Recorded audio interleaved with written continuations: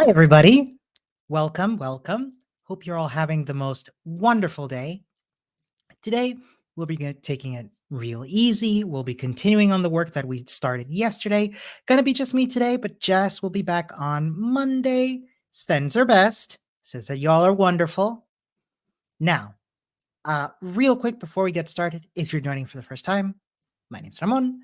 My friend Jess and I run this series of boot camps, which are currently 3 weeks away from finishing, which is incredible. We've been through so much already, and we've got quite a bit more to cover in a very chill, co-learning fashion. So, if you want to catch up on recordings, go to youtube.com/@badwebsiteclub. If you want to keep up with our schedule, you'll find everything in our website, badwebsite.club. I've just dropped that into the chat. And finally, by joining this community, by joining this bootcamp, by joining our live streams, you are agreeing to abide by our code of conduct, bit.ly/BDWC-COC. If you see anything out of sorts, please let us know. And yeah, as promised, we're not skipping anything today so far. I'm kidding. And we are going to be picking up right from where we left off yesterday. So if you missed it, we are building a spreadsheet in FreeCodeCamp. Let me drop that lesson into the chat real quick. If you have any questions, folks, please feel free to voice them. I'll be keeping an eye. Tina says we've been at this for 5 weeks. My goodness, it does feel like nothing, right? Yeah, so we are just in the middle of creating a function for evaluating a formula. We don't know what the x parameter is yet, but we've got our cells, meaning we're going to figure out, first of all, which cell itself we are working with, what the value of that cell is. And now we're going to start working on a regular expression to match ranges of cells. Now, the way this works is you've got a beginning part and an ending part to that range. So the way that works is we will look at, for example, in this example, all of the cells between A1 to B12. So that would cover all of these cells here. I'm going to click a couple of them, not too many. And from A3 to A25, that will cover all cells from A3 all the way down to A25. So that's a range of these cells. And what we're going to be doing is building a regular expression that will capture which cells we are going to be examining in that range. So in order to do that, we're going to make a new range regex, short for regular expression. And this regular expression will match the letters A through J. We will use a capture class to capture A through J. Hope this looks good.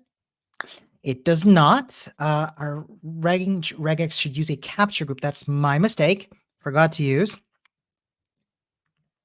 the bracket capture. How does that look? Much better. And we're going to be capturing this because we're going to come back and get that letter itself. So now that we've completed this step, we'll just take a moment to pat ourselves on the back, pat, pat, and we'll move on to the next step. So now that we've matched that letter, our range regex regular expression will also need to match the cell number. Now,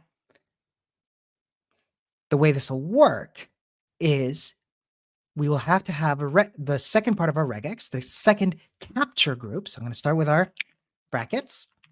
Now, our capture group should match 1 or 2 digits. The first digit should be 1 through 9, and the second digit should be 0 through 9. And that second digit should be optional. So let's start with that first one. So 1 through 9. And the second one should be optional. So given that it's a digit, we can use \d, which captures any kind of digit. And the fact that it's optional, I believe, I'm probably misremembering this, is a question mark. Either it's there or it isn't.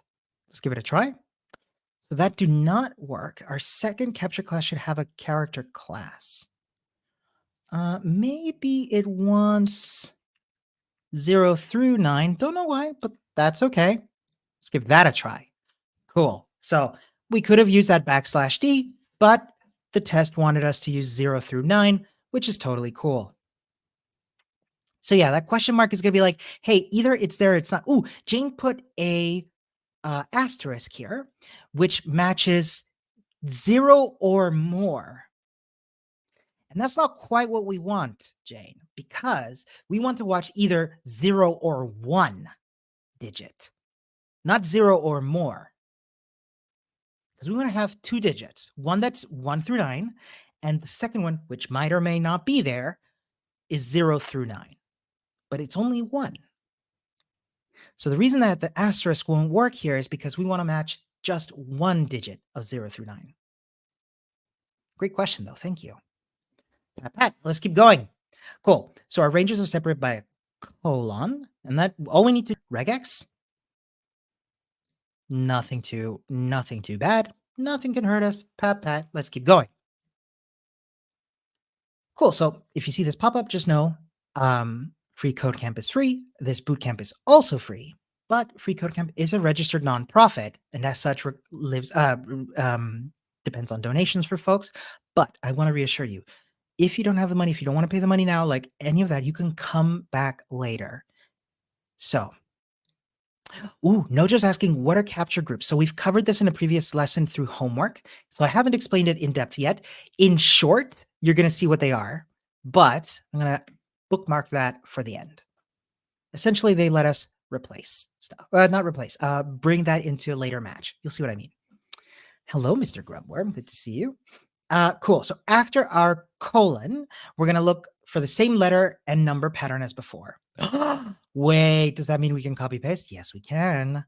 Right, because we need our range goes through letter number pair, colon, letter number pair. So copy and paste. Cool. Well, that was a nice step. Pat. We'll keep going. And finally, we're going to make a regular expression global and also case insensitive.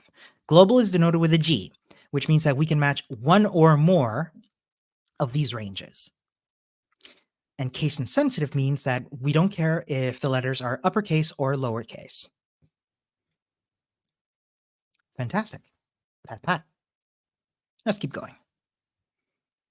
Now, below that, we're going to be declaring a new range from string arrow function that takes 2 parameters, number 1 and number 2. Now, the function should implicitly return. I'm going to get rid of my curly brackets real quick.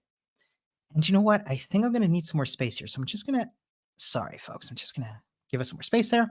Now, our function should have implicitly returned the result of calling range with num1 and num2 as arguments.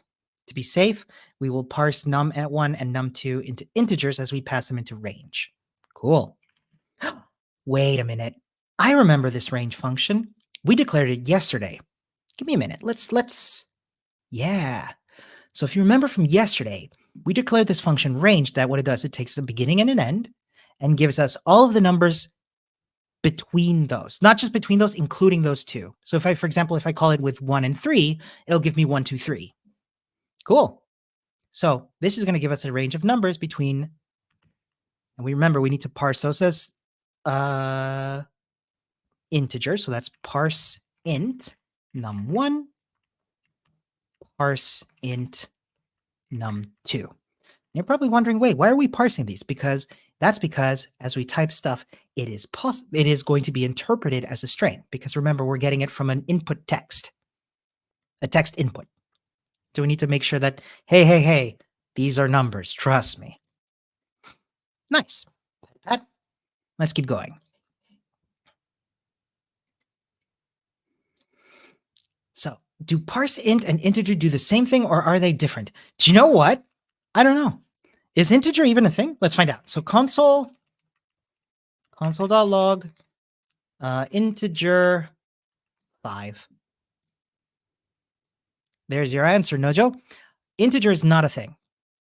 However, what about number?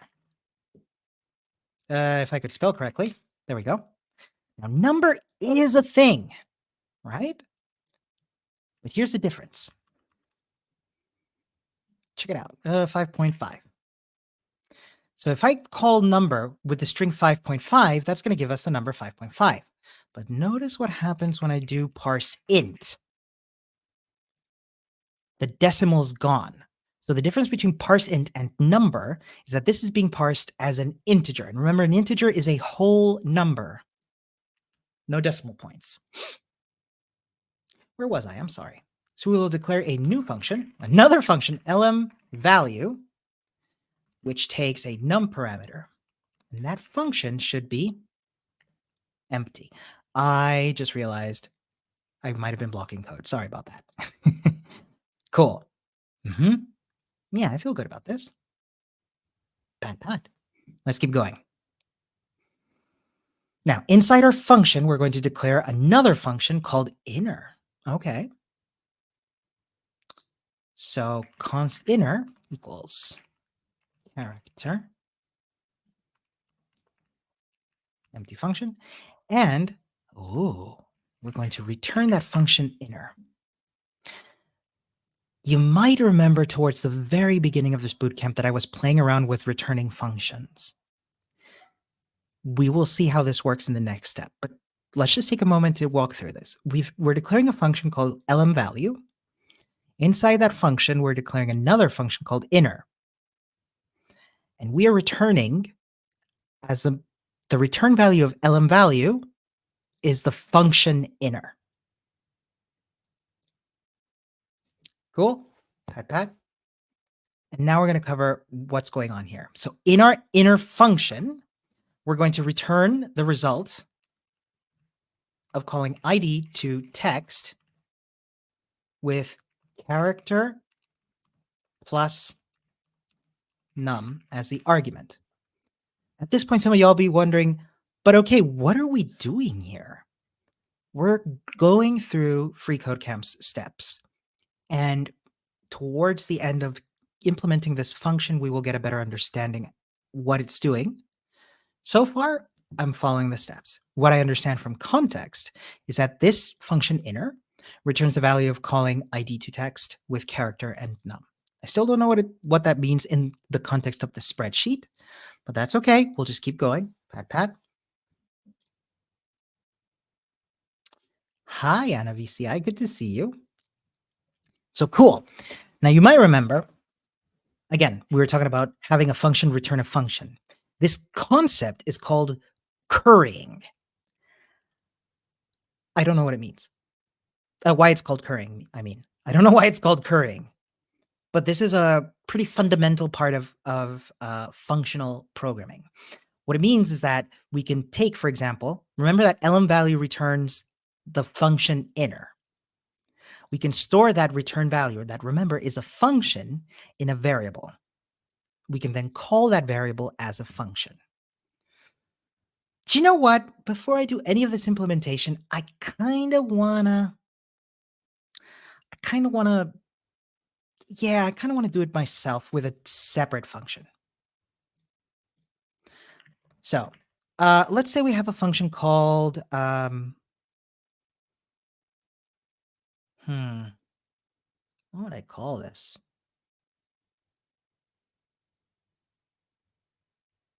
Goodness, maybe I'm struggling a little bit. Do you know what? I'll just call this good function. Look, it's not going to win an award for best function name, but that's okay. Takes two parameters. And inside we have a function called inside function that takes a third parameter c. Okay, cool. Add 2, add 3. Hear me out.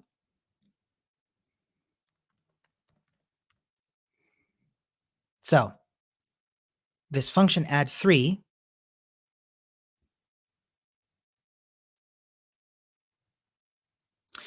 You know what, friends? I'm making a mess of this and I apologize. Let me take a step back again.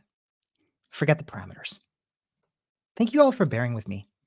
So outer function and inner function. And all this is going to do is console log hello world.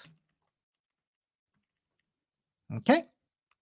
So this function, outer function, will return inner function. Cool. Now here's what I want to do. I want to console log the result of calling outer function.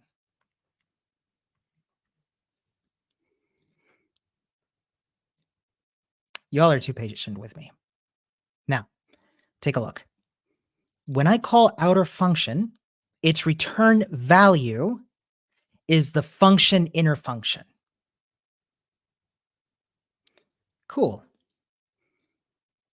We can store that in a variable.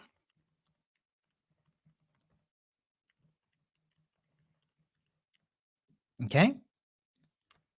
So now we have this value outside of the scope of the outer function called new function, whose value is the return of outer function. Now here's a wild thing. If I call new function, notice what happens. It console logs hello world. So what's going on is I'm storing this value, which is a function, here. And given that it's a function, I can call it. This is the magic of currying. And it gets a little bit wilder because essentially what you can do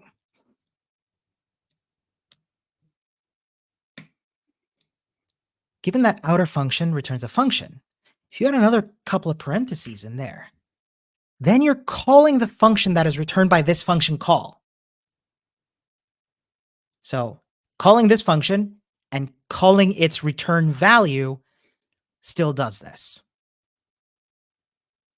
The important thing to bear in mind here is that that function is a value.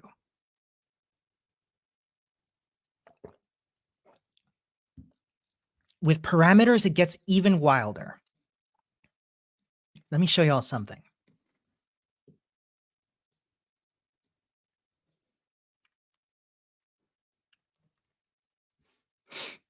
So this function, this outer function takes a parameter a.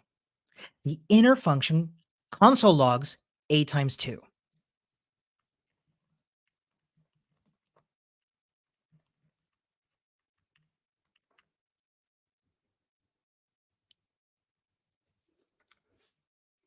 If I call new function, it's going to console log 8. So even though I pass a parameter here, that parameter still exists down here in the inner function because the scope remains. But it can get even weirder. What if I set up that inner function to also take a parameter, and instead I'm multiplying a times b? So if I call outer function with 4 and new function with 8, then it gives me 4 times 8. And then I can use new function as many times as I want, but with different contexts. For example, 4 times 0 gives us 0. So then I can do some wild chaining stuff. 4 times 4 is 16. I recommend playing around with this stuff. In the meantime, we're going to do what they want here. So what we're going to be doing is we'll declare a function called add characters, which takes a character1 parameter. Okie dokie.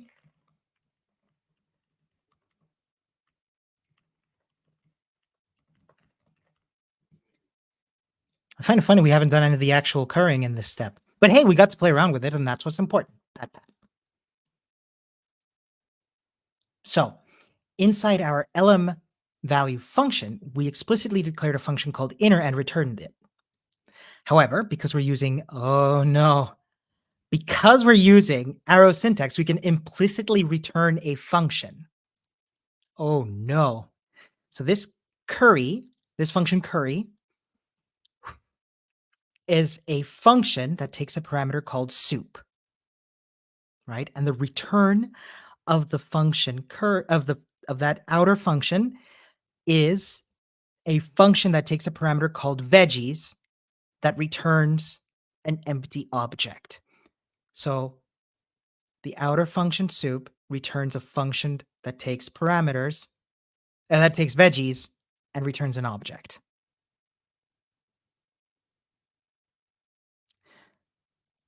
So what we're going to do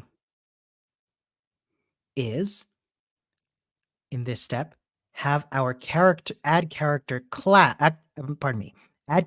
function return a function that takes a parameter called character2.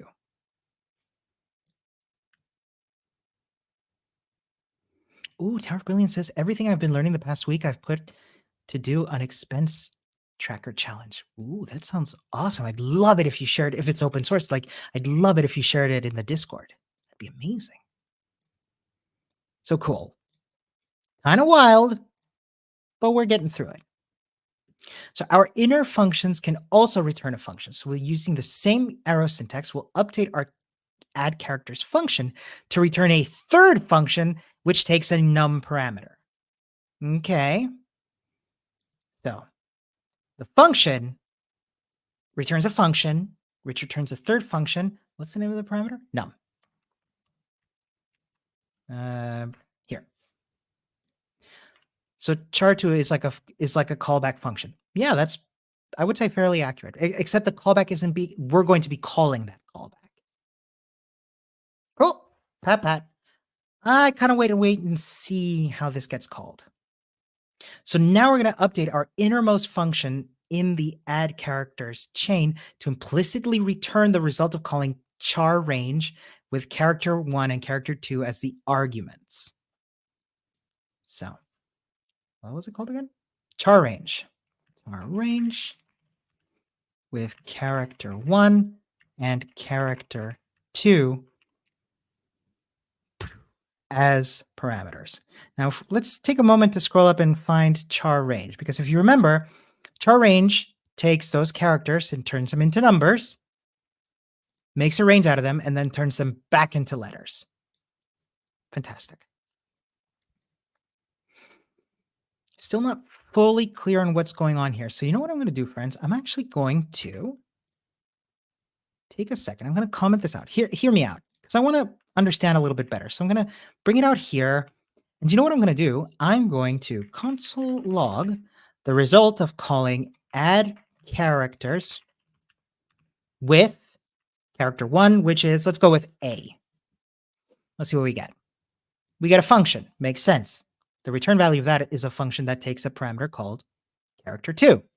So I'm going to call that return function with G. Now remember, that inner function returns another function that takes a parameter num. So let's call it again with a parameter 5. Now that third inner function is returning the result of calling char range with character 1 and character 2, which gives us a range of A to G. Now you might be wondering, okay, but we're not using num. I bet it'll come in a minute. But yeah, so we can see what's going on there. Just wanted to take a second to play around with that. So that looks good. Let's pat and keep going. So we're going to be using the same syntax as our add characters function to update our value function. So it should no longer declare inner, but should return the function implicitly. Cool, we have practice with this now. So, do you know what? I'm going to take this and comment it out, and I'm just going to rewrite it. So const value is equals to a function that takes a parameter num, that returns a function that takes a parameter character, that returns ID to text, character, spelled that wrong. I'm still spelling that wrong. Character. Oh no, how do you spell character? There we go. Whew! Character plus num. So this is equivalent to writing this, but just in one line. Now, some of y'all might be wondering, okay, but which one's better? It's going to come down to preference. And as I always suggest, consistency is key. So we got a lot of functions in there. Pat, pat.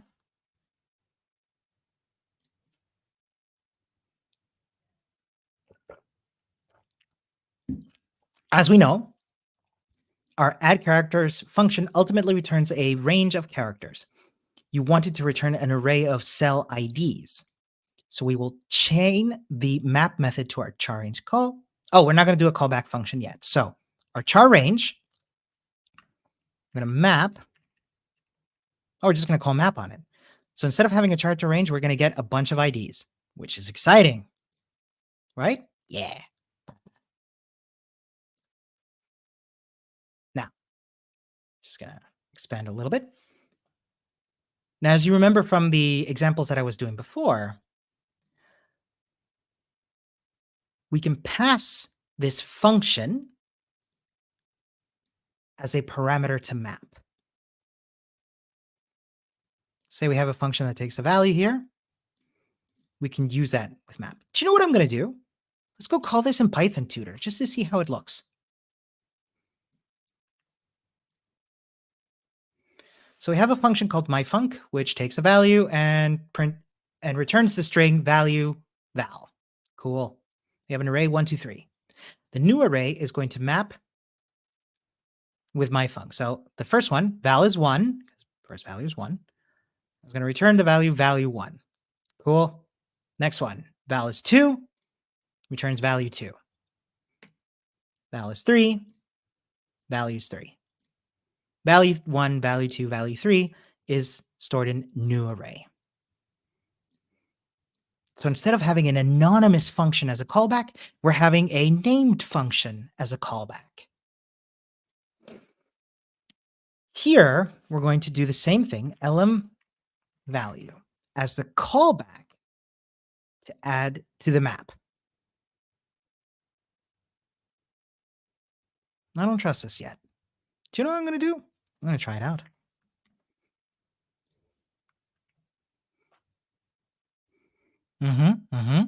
Let's do the same thing we did before. So console log add characters with A,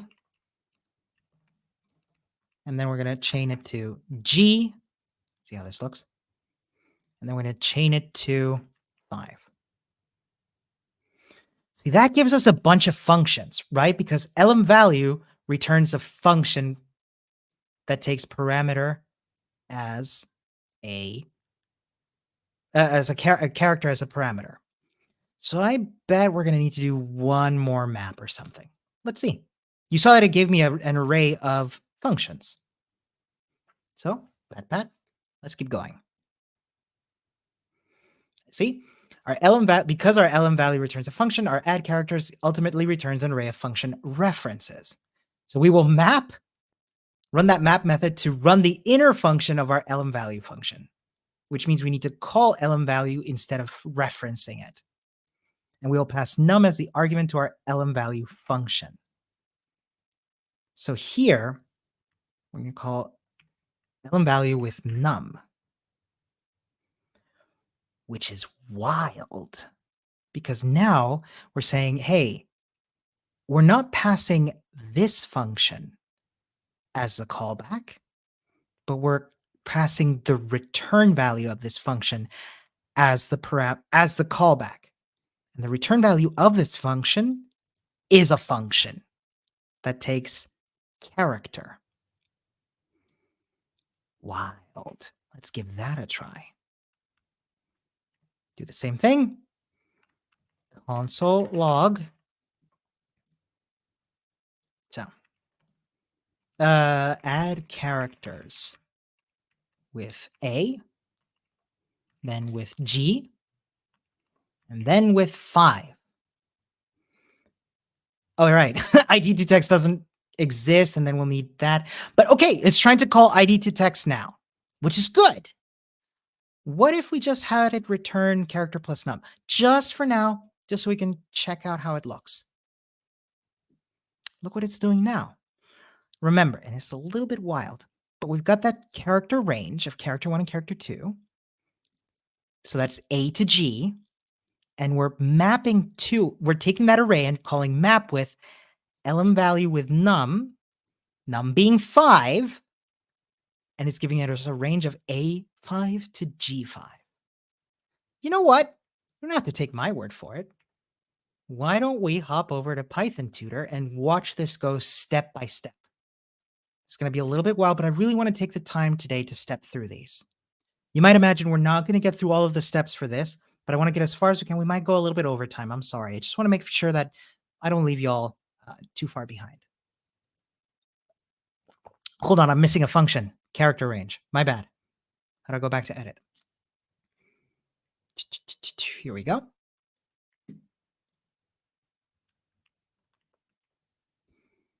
All right, let's see if that works now. Cool. So we're defining these 4 functions. Now, we're going to console log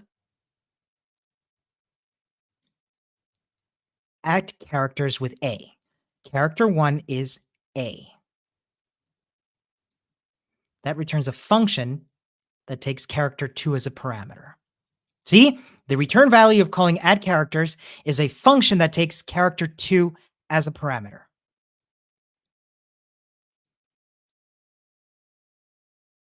Now, that return value, which remember is a function, is now going to get called with the parameter string g. So let's call that.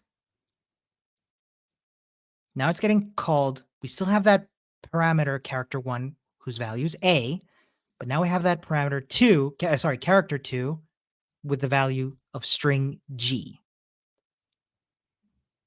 So when we do that, where are we at now? Cool, we're still here. Remember, that returns a function that takes num as a parameter. And that return value, num, Steven's asking, what does parent in Python tutor here mean? Parent function is my guess, but I don't know. Is my guess that it's parent function? You answered my question, Stephen B. Exactly. You answered your question, Stephen B. Sorry. Cool. So now we're here. So that function, which takes a parameter num, is getting called with the argument 5. So character 1 is A, character 2 is G, num is 5. So now we're going to call that function, which what it does is it returns char range, character 1 and character 2, and the map. So first part, we're calling char range with start A and end G. So now we got to come all the way up here. So what does it do? It calls range with A and G turned into numbers. Where are we now? Why didn't it step through it? Num5 character A. Hey, it just stepped. Python tutor, you just skipped a bunch of steps. Hold on, let's go back. Wait. Why is it skipping a bunch of stuff? Oh, hold on. Friends, hold on a second. I'm so sorry. Oh my goodness, it was skipping a bunch of stuff. Hold on. Hold on. We'll go back to where we were. I promise. Oh, friends, I'm so sorry. I'm so sorry. Bear with me. Cool. Okay, we were here. So we're going to call char range with start as A and end as G. Now, what char range does is it calls range with start as a number and end as a number. So start is 65 and end is 71. That's now. No, Stephen B, that was my bad. I had highlighted a line and I think it was skipping steps. That was my bad. So now we're at range and we're doing the fill stuff. And it's just giving us every number from 65 to 71. Cool. So the return value of this call of range gives us 65 through 71. Fantastic. Now char range is going to map that back to numbers, back to letters. So code is 65 gives us an A. 66 gives us B. 67 gives us C. Remember, we're here, string from char code. It's D, E, G, F, G. Jane's asking, why do the numbers start at 65? That is the return value of char code at 0. We linked it yesterday. Give me a minute. From char code. No, not from char code. Char code. Hold on. Here. Yeah, it's the ASCII encoding, as Nojo Jojo says. Nojo Sojo says. A as in 65 in Unicode. A is 65. Correct. Cool. So then we've turned all of those numbers back into letters, which gives us the range of letters from A to G. Now, we are back in our num function, which is here. So now we've done that char range. We've got A to G. We're going to map over them and call lm value with num on it. So num is 5. Let's go back to lm value.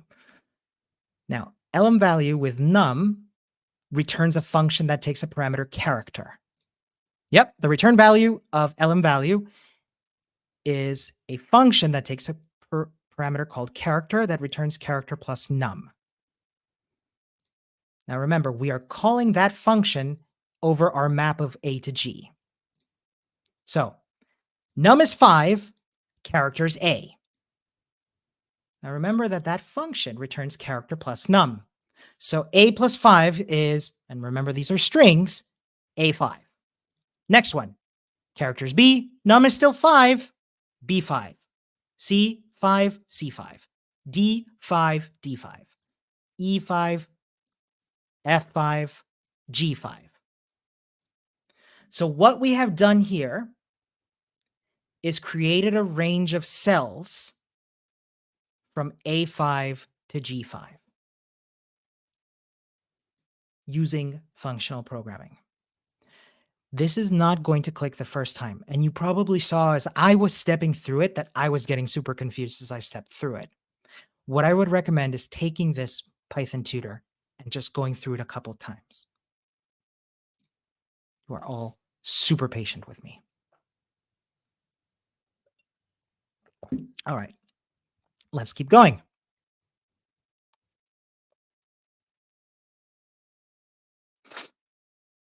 So because lm value returns a function, our add characters function ultimately returns an, oh yeah, we did this. Oh yeah, we did this. Sorry, I got a little confused while I was implementing that. We've got our code ready. Pat. Let's keep going. So next, we're going to declare a variable called range expanded, and we're going to assign to the result of calling the replace method of our x parameter. And the range regex variable will be the argument. So const range expanded is equals to x dot replace. Remember, x is a string, and the parameter is going to be the range regex.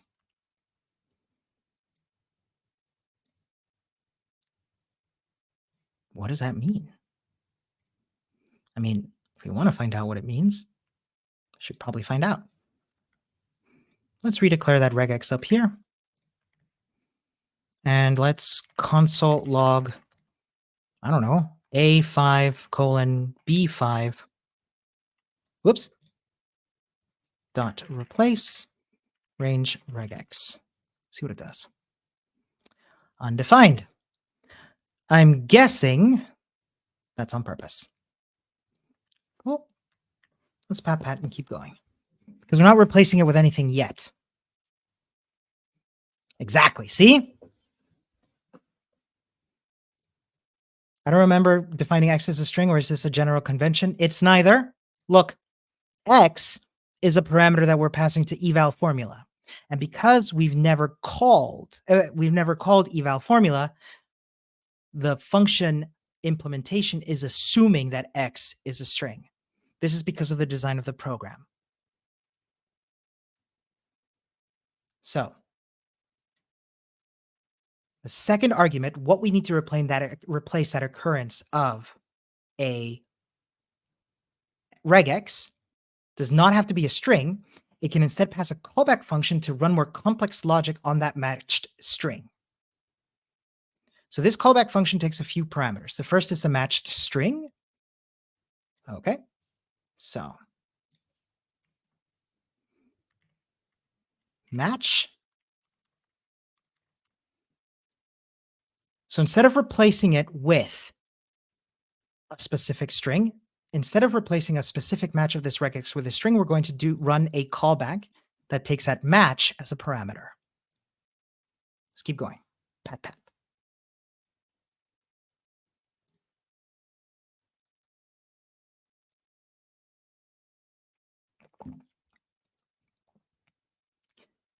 This callback function then has a parameter for each capture group in that regular expression. So in our case, range regex has 4 capture groups. This one, and that's what the capture groups are. This pair of numbers, this letter, and this pair of numbers. What we can do in our callback is not just capture the match, but also char1, num1, char2, and num2. Char here being short for character. And this is why, to go back to your original question, Nojo Sojo, this is what capture groups are for. We'll see in a moment how it works. I just want to take a moment to say, folks, this is like extremely convoluted. And what this is trying to teach us here is how to navigate these very convoluted pieces of code. So if you find yourself being lost, go back, take some steps, play around with Python Tutor. I'm sorry, this is not going to click on the first try, most likely. So.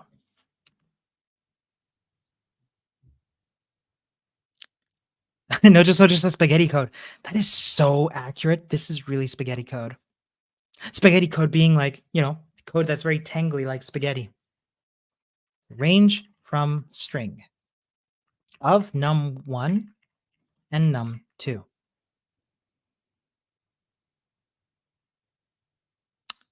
That looks familiar.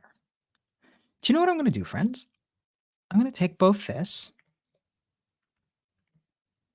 and the range from string function and the regex itself, and I'm going to try it out. So console log range expand. Oh, hold on. Oops. Sorry, one of my keys came off my keyboard. Oh, goodness, that is embarrassing. Give me 1 sec. There we go. My quote marks are back, friends. We're good.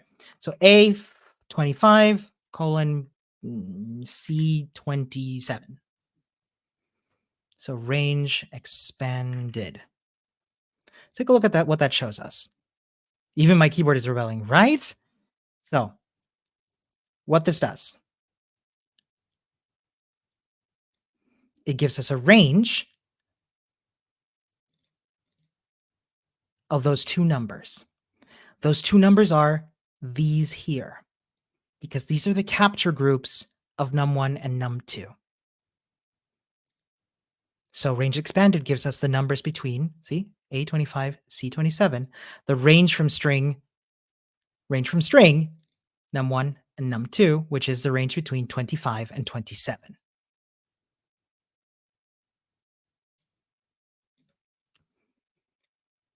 Let's keep going.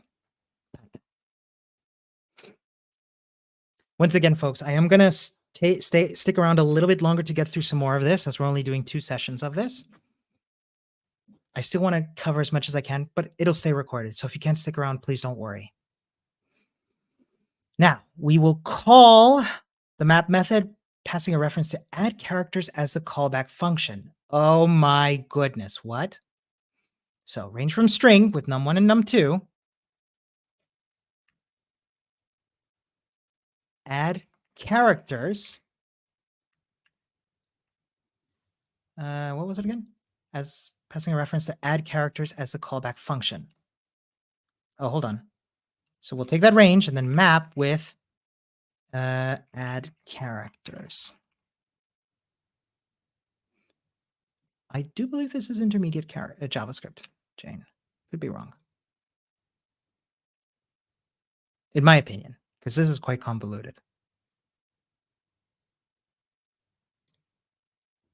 So cool. So that add characters returns a function, so we'll want to call it. We'll pass char1 as the parameter of that.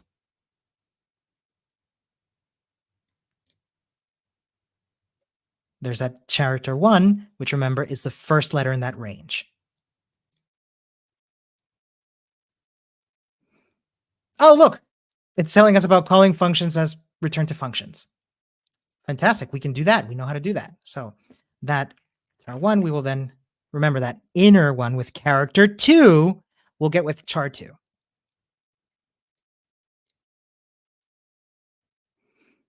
Then check this out. Remember that the inner function there needs a num. And that's what we're using as the callback values that range between num1 and num2. It will properly iterate over the elements and pass each element as n to that function. So cool. One more thing to do is to remove that parameter because we're not going to use it. In JavaScript, it's quite common to do that with an underscore. So what's going on here is it says, hey, you're not using match. Don't you want to use match? And we're like, no, we don't want to use match. If you add an underscore to it, JavaScript then understands, cool, you're not going to use it. That's fine. I'm not going to make a fuss. We're getting there.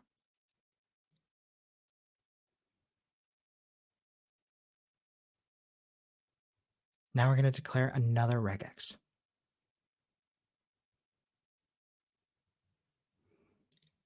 So let's see what it should do. And I'm going to actually write it up here because it's kind of annoying to be scrolling up and down.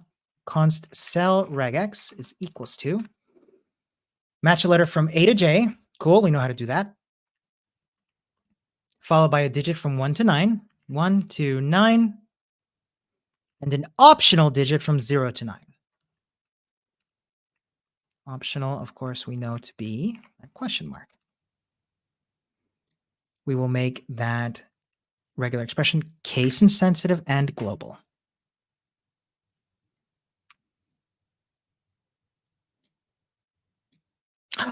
You're saying you miss Jess. I miss her too, folks.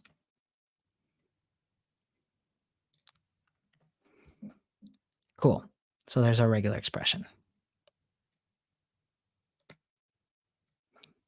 Great. Nothing can hurt us. Oh, again, I don't want to be scrolling up and down, so I'm just going to write it up here and then copy paste it down there. So const cell expanded. And we're going to assign it the value of calling replace in our range expanded variable. Cool.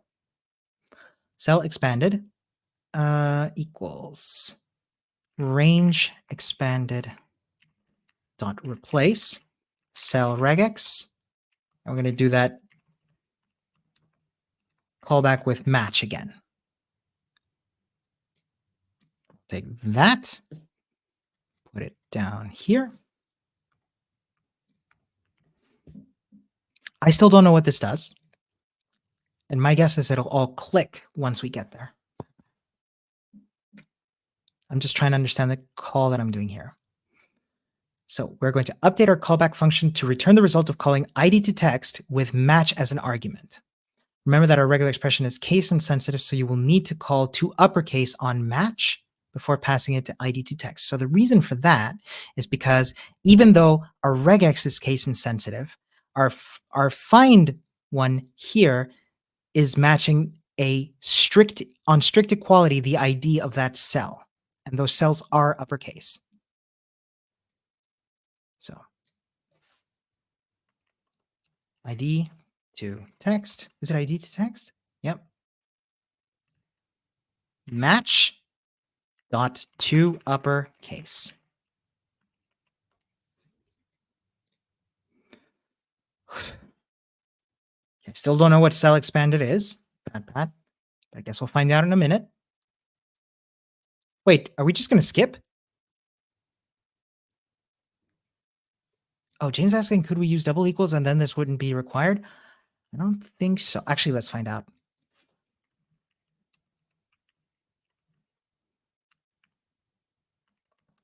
The double equals A. Yeah, see, no, they're not the same string. Am I blocking? No. Nah, they're not the same string. I'm not happy about the fact that we kind of haven't really, well, we're not done implementing this function, so I guess we'll come back to it in a bit. So cool. Now we're going to be writing a function called infix to function. And what infix is an operator that appears between its two operands. So 1 and 2 in this case are the operands in maths.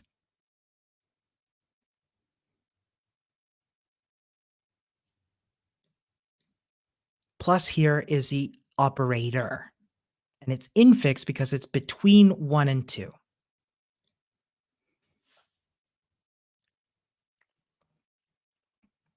Function.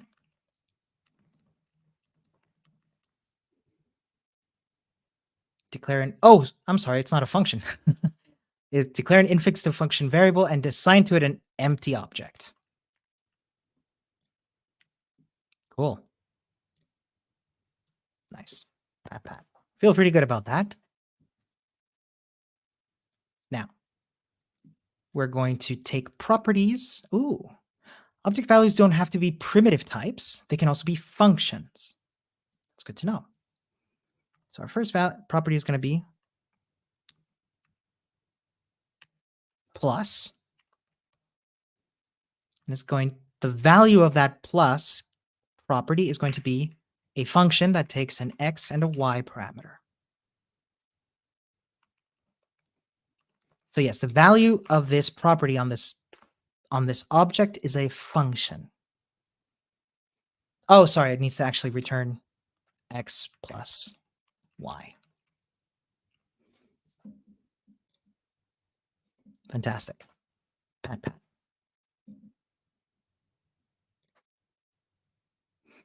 Now we're going to do the same for minus. Feeling pretty good about this. X, y returns x minus y. Cool. Are we going to do the same for multiplication and division? Yeah. Multiplications with a star. Whoops. Multiplications with a star. X, y, x times y. And division.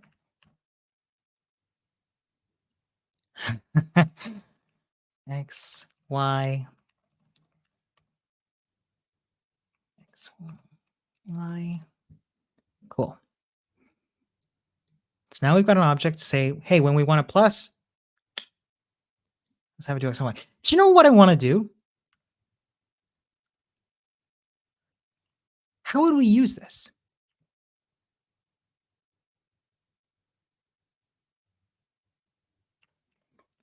Short version, Stephen B, to your question.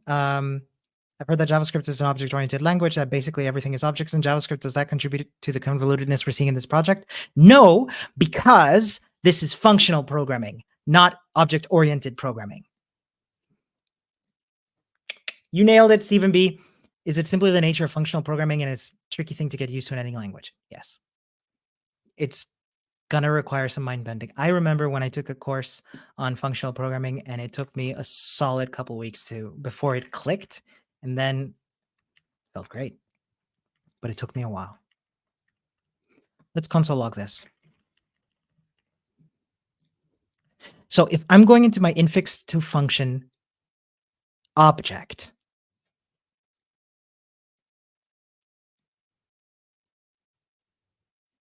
that's going to retrieve a function, which I can call. Let's call that function. 1 and, I don't know, 9. 10, because 1 plus 9 is 10. Do it with minus. 1 minus 9 is negative 8. 1 times 9 is 9. And 1 divided by 9 is 0.1111111.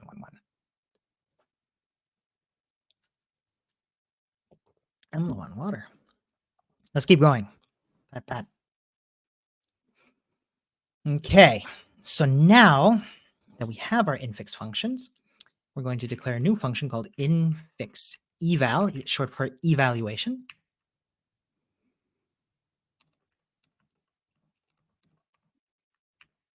Takes two parameters, string and regex. And it should implicitly return string and mtr. Okay, replace regex and a empty callback. Oh, hold on. There we go. Did I do that right? Okay. I don't think we're at the point where we're going to be using this infix eval yet, but I bet we will. Right, so our callback needs 4 parameters. Match, arg1, operator, arg2. And we won't be using that match parameter, so we will add that underscore. So again, what we're doing is building sort of backwards. Bye, Stephen B. So we're building backwards this way of having a regex that will extract those operands, arg1 and arg2, and the operator, which is plus, minus, multiplication, or division. Cool. Pat, pat. Let's keep going.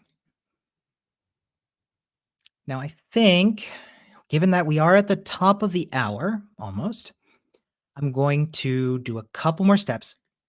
Take a look here. We're about 30 steps from being done. I want to get to a point where it's not super confusing. Ambitious, probably.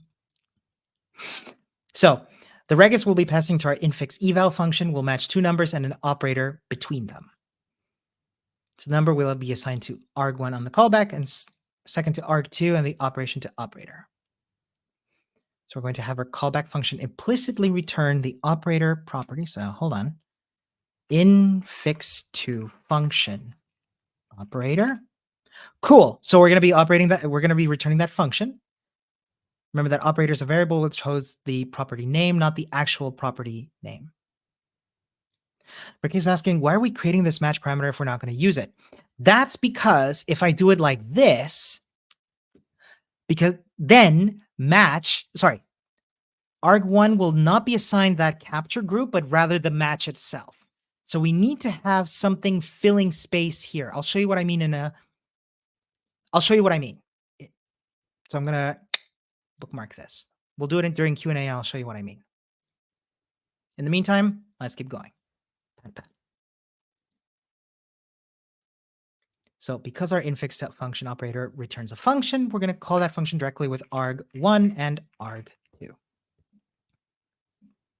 Neat. Cool. Pat, pat. See, I knew this would be a problem. We have a slight bug. arg1 and arg2 are strings. Nojo, you're asking a very good question, and I will answer both of you during Q&A. Because, of course, if we call infix to function with 1 and 2 as strings, then that would give us 12, which is not mathematically correct. So we need to wrap each of our infix to function operator arguments in parse float. Now, unlike parse int, parse float lets us parse something as a floating point number, which is a decimal number. So we want to make sure that we're oh, hold on. Parse float. My bad. We want to make sure that we're capturing whether it's a floating point number. Whew. So now that we can evaluate mathematical expressions, we need to account for the order of the operations. My goodness. So we'll declare a const high precedence function that takes a string parameter.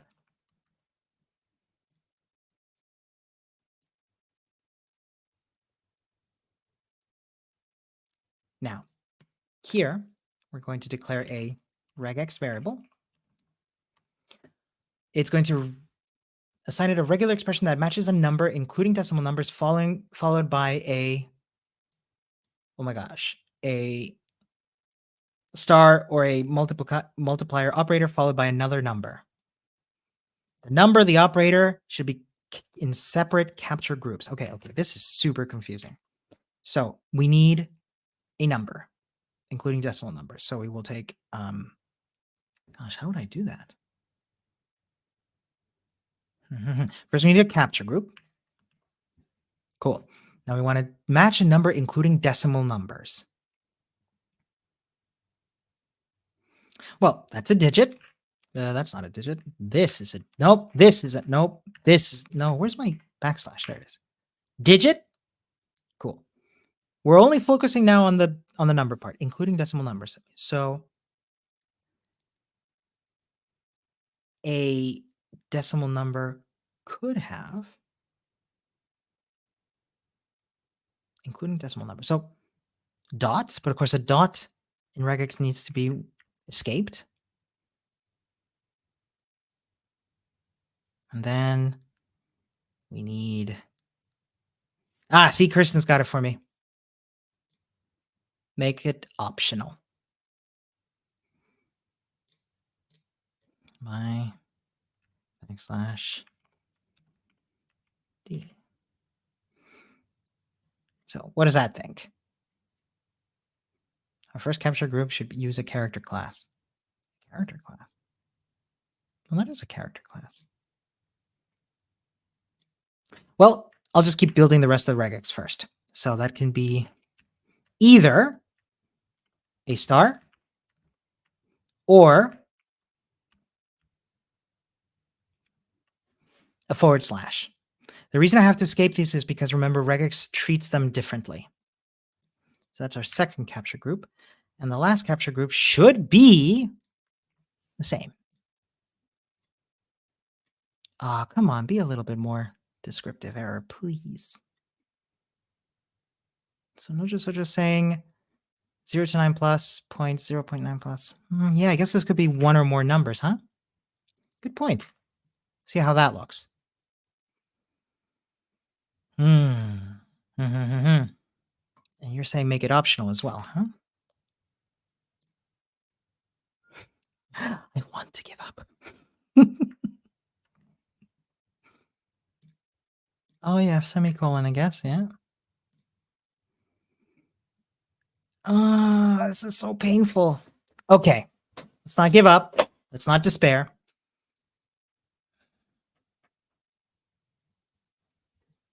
Assign it a regular expression that matches the number, including decimal numbers, followed by, yeah, okay. Followed by decimal numbers. I'm going to forget the optionalness for a minute. Let's assume that they're all decimal numbers. We have one or more digits, followed by a dot, followed by one or more digits. Yeah. Same goes here.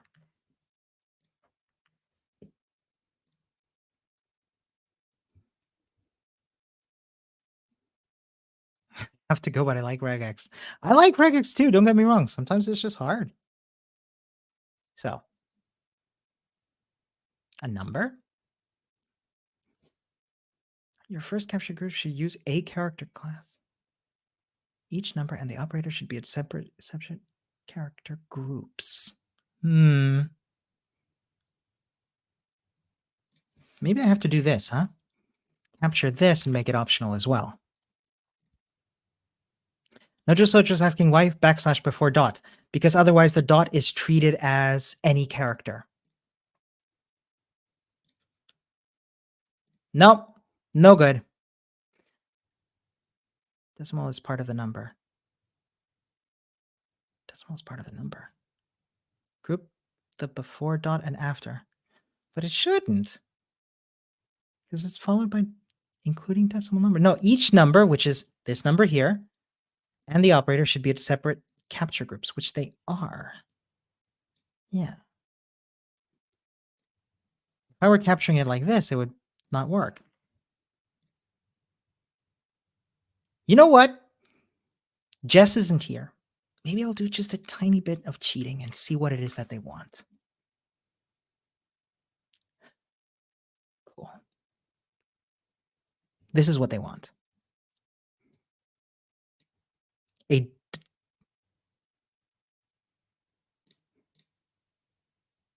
digit followed by a dot.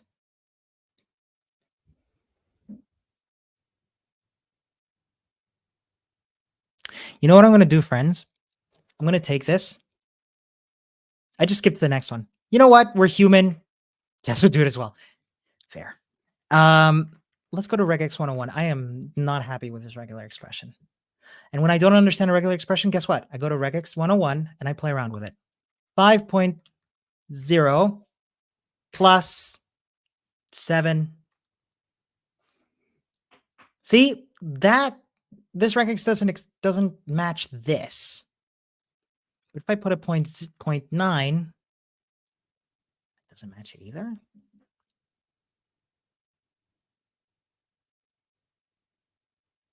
Match a single character. Let's break this down. Match a single character. Okay. Between 1. Why is this not matching? 5.0. Oh, it's not plus. It's only times are divided by. My goodness, I am probably been streaming for an hour now. Cool. Okay. So, yeah, Jane, thank you. I am not firing on all cylinders anymore. So group 1 matches 5.0. Group 2 matches the star. Group 3 matches the 7.9. But hold on, doesn't that mean that it would match 5.0.0? Yeah, it would. See, because it's like matching the digit and a number once or more. Also, wouldn't it not match 509? Oh, it would. Okay. Okay. You know what, friends? I'm going to take that as a loss and just accept that this is the regex it is. Cool. Let's call infix eval, passing the string and the regex itself as arguments. And that infix eval, oh, string 2, sorry. Cool. Do you know what I'm going to do?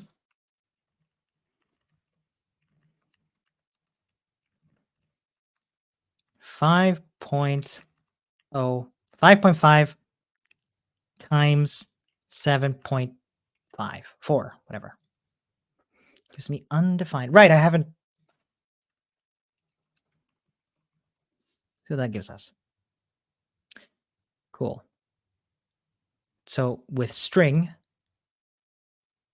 which is this string here, we've done the eval with this regex. And the eval, remember, we matched up here.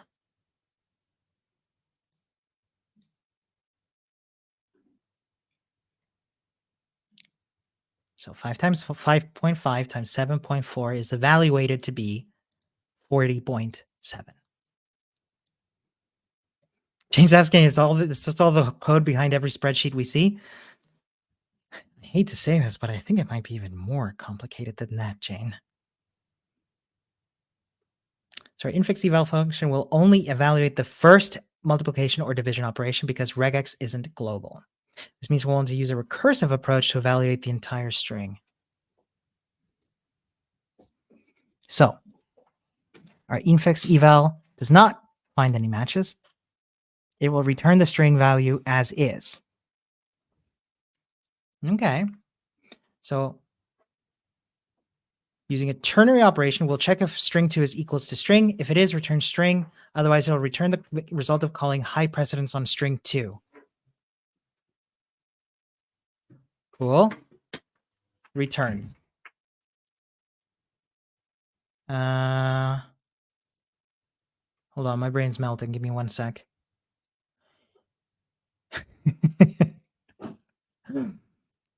String2 is equals to string. If it is, return string. Otherwise, return high precedence with string2. Oh my goodness. So what we're doing is evaluating against a string that could be significantly more complicated. Let's see what this means. Console log high precedence of, and let's bring that string back, 5.0 divided by 2.0, because that we can expect to be 2.5. Fantastic. But what happens if I put it times 2.5? Okay. You know what I want to do at this point? Take all of this and bring it over to Python Tutor. Give me 1 sec, folks.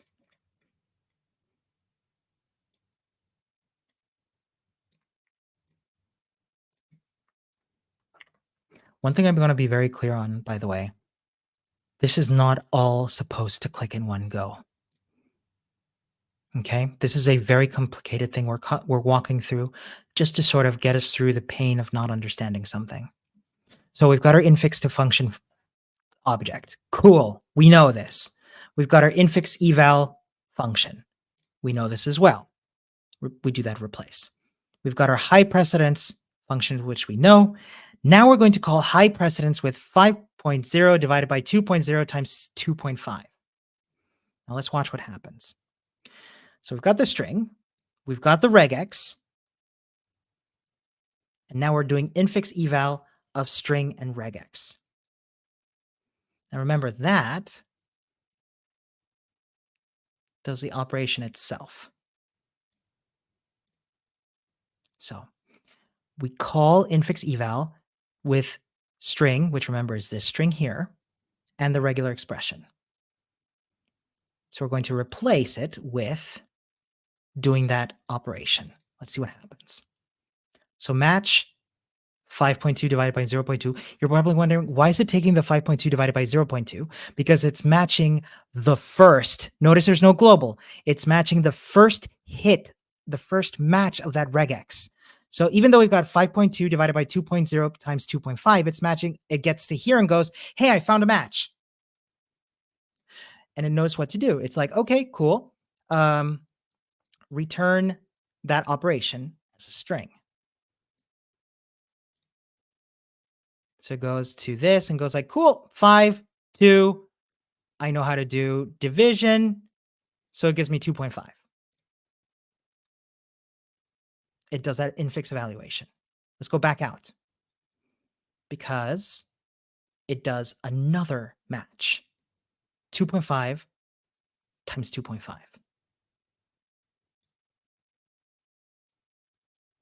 So the return value, remember, it replaced that match of 5.2 divided by 2.0 with the evaluated operation.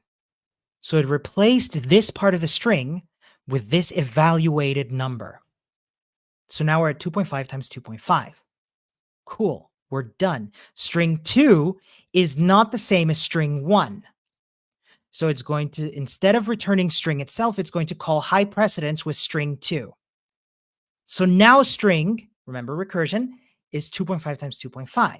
The regex is still the same. Now we're calling infix eval with 2.5 times 2.5. Finds a match. 2.5 times 2.5, arg1 is 2.5. The operator is multiplied. The arg2 is 2.5. So now we're multiplying 2.5 by 2.5, which gives us 6.25. So it replaces that string as 6.25. We're back out here. The return value of this 2.5 times 2.5 is 6.25. So the return of this is, remember the return value of this, which is 6.25. And that's what calling high precedence with 5.0 divided by 2.0 times 2.5 does. What we're doing here is essentially building a way to do mathematical operations on text. And that took a lot of steps to get through, but I hope it made some more sense.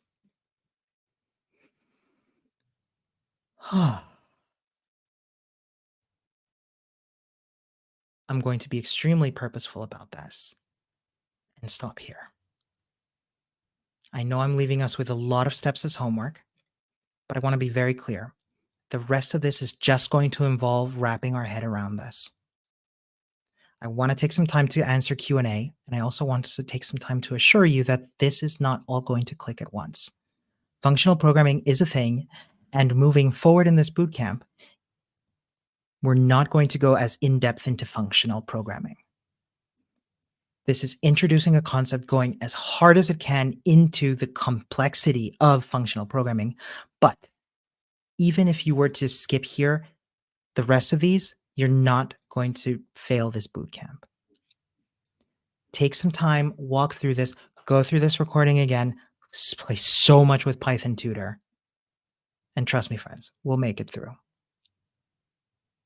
So when I say homework, when Jess and I talk about homework, yes, the part about being kind to yourself and taking care of yourself and resting and processing this, absolutely mandatory. The part of doing the rest of the steps, not. Take your time. We'll be back on Monday. I'll unfortunately not make it, but good news, two much better teachers than I will be there. Jess and Stuart will be back to do a spam filter. And we're going to be doing some more regular expressions. So that's the homework. Now let's do some Q&A. What are capture groups? I think as we've gone through this already, understood a little bit what capture groups are. Using these brackets, we can have not just the match of a regular expression, but we can also have those individual parts of that match. So that's what capture groups are. Okay, I love this question. Why are we creating the match parameter if we're not going to use it? Don't worry. Let me show you why. And instead of doing any of that, I'm going to create my own function and show you why. Const, let's call it, gosh, I don't know, add with too much. Hear me out. We'll call this junk A, B, C. Okay. And what this does is it returns implicitly A plus B plus C. Now, the way this function is defined, even though I'm never going to use junk, I still need to pass it in because let me show you what happens. Console log 1, 2, 3. Now, before I show you the console, you're probably expecting, cool, this should show me 6. However, wait, 1, 2, 3. Friends, that is, oh, hold on. Oh, I need to go rest for the weekend. I forgot to call the function. Y'all are too patient with me. Cool, that shows us not a number. Let's dive here into why. So we're calling add too much with 1, 2, and 3. Now you might think that A, B, and C are getting assigned 1, 2, and 3, but because we have that junk parameter, junk is getting assigned 1, A is getting assigned 2, and B is getting assigned 3, and C is getting assigned undefined. Undefined because we didn't actually pass this parameter, this argument as a parameter.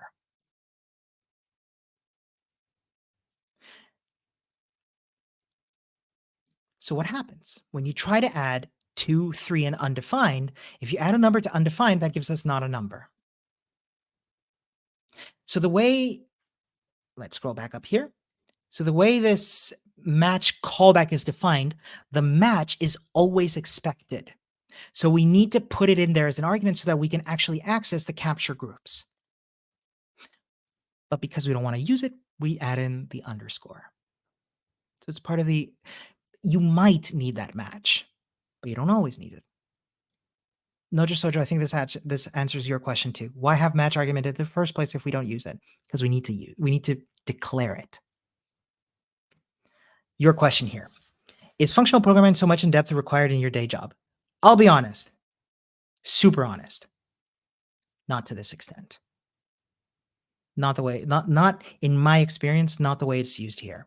You've probably seen me bend my mind over backwards trying to wrap my head around a lot of this. Callbacks are there. Callbacks are there, absolutely. And you will find situations where functions will return functions. In my experience, I have never in my life seen, hold on, where is it? Where is it? A function that returns a function that returns a function. That is 3 nesting levels down. I've never seen that. Is functional programming required? Yes. To this kind of complexity, no. And I would actually look at this and say, maybe we can extract a variable as a refactoring. JavaScript is both object-oriented and functional. So there's a bit of both. I hope that answers your question. Okay, folks, if there are no other questions, I would say, first of all, let's have another pat for that, because getting this convoluted can be real confusing. I would love to encourage you moving forward, as always, just to have a further look ahead at what's going on. See, next Monday is going to be relatively short and painless. On Tuesday, we'll be back to do a number validation project. Go easy on yourselves. I know that it's tremendously frustrating when things don't click on the first try, or even that everything clicks.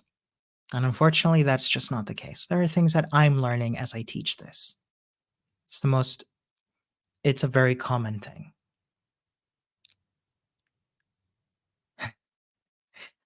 I wish you all the most wonderful rest of your day and the most wonderful weekend. Remember, if you've got questions, ask them in the Discord. And if not, take it easy, and I'll see you in the next one. Bye for now.